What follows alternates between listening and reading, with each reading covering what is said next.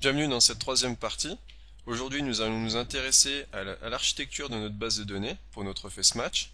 Donc pour ceux qui n'ont pas encore manipulé les bases de données, une base de données, ça sert tout simplement à stocker nos données. Donc voilà, il n'y a rien de plus simple comme définition.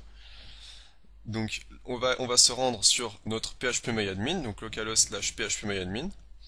On va aller dans nos bases de données. On va créer une base de données qui va s'appeler FaceMatch. On va donner comme collection, donc, alors attendez, on va donner cette collection là, tic tac tac. Voilà, donc ça sera du coup l'encodage de nos données. Donc ça va être de l'UTF-8 Unicode C. Voilà, maintenant que celle-ci est créée, nous allons pouvoir à l'intérieur de celle-ci, donc là on est dans notre base de données FaceMatch. À l'intérieur de celle-ci, on peut créer des nouvelles tables. Donc nous ici, la table qui va nous intéresser, ça va être une table photo pour pouvoir stocker les données relatives à nos photos, aux personnes qui vont être notées via notre FaceMatch. Donc on va commencer, donc photo. Celle-ci aura besoin, donc cette table aura besoin de plusieurs colonnes. Donc on a une base de données. Cette base de données contient des tables. Ces tables-là contient des colonnes. Et à l'intérieur de ces colonnes, il y a les valeurs. Voilà. Donc, comme colonne, on aura besoin d'un ID. Donc ça va déjà en faire une. On aura besoin d'un token, 2. On aura besoin du nom de la personne, 3. On aura également besoin du chemin de la photo, donc 4 colonnes. Et on aura besoin du score total, donc 5 colonnes. Donc on a besoin de 5 colonnes, on appuie sur Go. Maintenant nous allons renseigner ce que l'on vient de dire. Donc on a besoin d'un ID qui sera du coup comme type, ça sera un entier, qui aura comme longueur un entier, un int, donc c'est de 11. Donc ça veut dire que l'on pourra mettre 11 successions de chiffres comme ça. Voilà. Ça sera auto-incrémenté. Donc pourquoi? Qu'est-ce que c'est l'auto-incrémentation? Eh bien, à chaque fois qu'il y aura une nouvelle valeur dans la base de données, enfin dans cette table-là, eh bien cette valeur sera ajoutée à la suite des données. Donc on va dire que cette donnée-là, donc par enregistrement, ce sera unique. Donc on va mettre primary, pas unique, mais c'est à peu près similaire. Je connais pas trop la différence, renseignez-vous. Mais moi je sais que j'ai toujours mis primaire. Donc ça sera une clé primaire. Je crois qu'il y en a une qui peut pas être nulle, enfin il y a une histoire comme ça. Ensuite, on aura besoin d'un token, parce que par la suite, si vous désirez faire je sais pas, un classement, ou quelque chose du genre, il faudra peut-être faire des jointures. Donc ça, on verra par la suite comment ça se passe, les jointures, ça on verra dans les prochaines séries à quoi ça sert tout ça.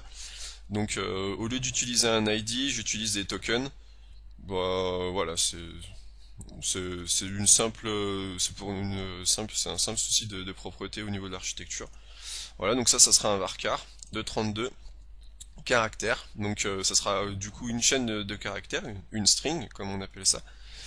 Donc ça sera un MD5. Qu'est-ce que l'MD5? Ça on verra par la suite. C'est une méthode d'encryption, enfin pas d'encryption, de hash, parce que un hash est différent de l'encryption.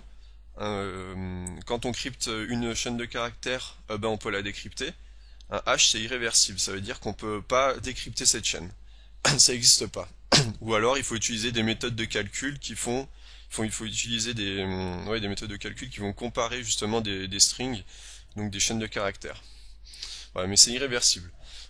Donc comme on a dit tout à l'heure, on va mettre un nom à on va donner un nom à la personne, donc on va mettre varchar de 255. Ouais, ici on va mettre 255. Bon, même si c'est composé de 32 caractères, MD5, ouais, ça c'est pas. Ouais, on va laisser 255. Là, on va mettre un pass, donc le chemin de la photo, de où se trouve la photo. Ça sera également un varchar de 255. Et le score, qui sera lui un int, tout comme l'ID. Voilà. Tac, et on valide. Top. Tac, tac, tac. Et voilà. Là, on a notre table photo de notre base de données FaceMatch. Voilà, donc on va regarder sa structure. On a bien notre ID. Donc ça, c'est les colonnes. On a la colonne ID. la colonne token, name, path et score. Voilà. Maintenant, on va s'amuser à insérer des données pour essayer de manipuler un petit peu cette table. Donc on va insérer un ID, donc l'ID va s'incrémenter tout seul, vous allez voir. On va mettre comme token, on va mettre le ABC. Donc rappelez-vous, dans la structure HTML, on avait un data token, c'est ce qui sera relatif justement à cette donnée-là. Le name, on va mettre un test comme ça, et la photo, on avait un répertoire photo et on va mettre test.jpg. En score, on va mettre 42 et on va valider.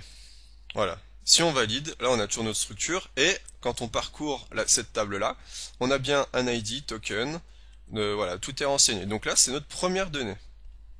Notre première donnée. On va également faire la même chose, hein. On va faire ABC, DEF, on va mettre Toto en name et on va mettre photo slash toto.jpg et on va mettre 84 cette fois-ci en score. On valide, hop. Et là, quand on parcourt, automatiquement, on a le 2 qui s'est ajouté au 1. Donc ça, c'est l'auto-incrémentation qui fait ça. Donc ça, c'est voilà. Donc pour ajouter des données via notre gestionnaire, on va dire, donc phpMyAdmin. Donc maintenant, ce qu'on va faire, c'est qu'on va faire une requête. Donc on va aller dans tac tac tac SQL et on va ajouter une donnée via notre via une ligne, via une commande SQL. Donc on fait un insert into, donc on va insérer dans photo. On va insérer dans photo, on va insérer des valeurs. Donc on va faire insert into, non, on va faire un insert into photo. Du coup, on va dire que le set, on va setter notre token à, cette fois-ci, on va mettre ABC, DEF, GHI. Ouais, on va mettre même les ZZZ token.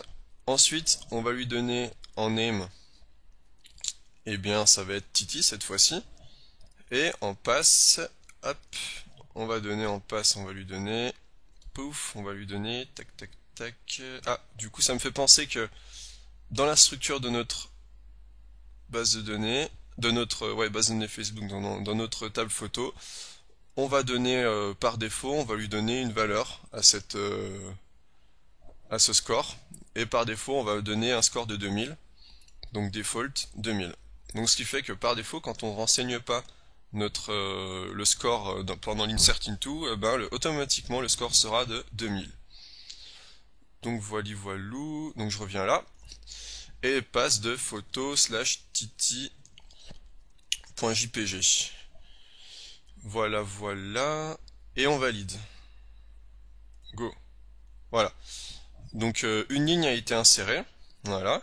Et là, on se rend compte que on a bien notre token ZZZ Titi photo et voilà le score de 2000. Voilà, donc ça c'est deux façons d'ajouter donc via l'insert et via une commande SQL. Donc vous avez pu voir l'insertion d'une donnée via une ligne SQL. Donc voilà, donc ça c'est l'une donc ouais. Donc là on est bien à 8 minutes, je vais essayer de faire court. On est bien, voilà. Donc voilà les deux façons d'ajouter des données. Et par la suite, dans la prochaine partie de cette série, donc dans la quatrième partie, on verra comment ajouter des données via un champ pur avec PHP. Voilà, donc c'est terminé pour cette partie. On se retrouve pour la prochaine partie consistant justement à l'affichage des données et l'ajout de nouvelles données dans notre table photo. En attendant, portez-vous bien, n'hésitez pas à partager cette vidéo ou à la commenter, et on se retrouve pour la prochaine vidéo. Allez, à la prochaine tout le monde!